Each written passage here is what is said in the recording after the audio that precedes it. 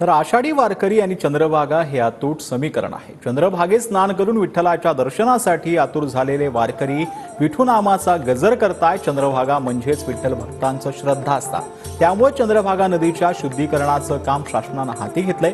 नमामि चंद्रभागा हा विशेष उपक्रम महाराष्ट्र शासनाकडून राबवण्यात येतोय।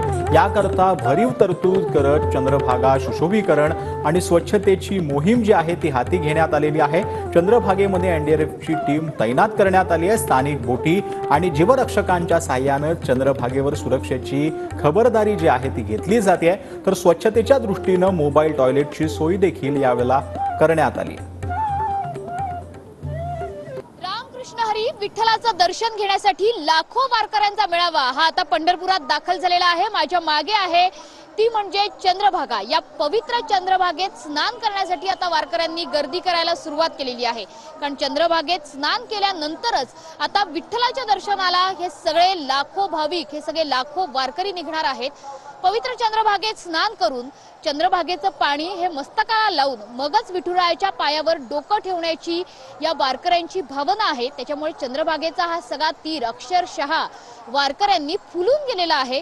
चंद्रभागेमध्ये एनडीआरएफच्या बोटी तैनात करण्यात आलेल्या आहेत। जसं आपण बघतो आहोत की सध्या सुद्धा जे वारकरी या चंद्रभागेत स्नान करायला जात आहेत त्या वारकऱ्यांवर लक्ष ठेवण्याचं काम प्रशासन करतच आहे। मात्र त्यासोबतच एनडीआरएफची टीम या सुद्धा चंद्रभागेमध्ये तैनात करण्यात आल्या आहेत। विशेष बोटींची नियुक्ती करण्यात आलेली आहे। त्यासोबतच स्थानिकांची मदत सुद्धा मोठ्या संख्येने या ठिकाणी घेतली जाते। चंद्रभागेच्या तीरावर सुद्धा मोबाईल टॉयलेटची सुविधा निर्माण करून देण्यात आलेली आहे।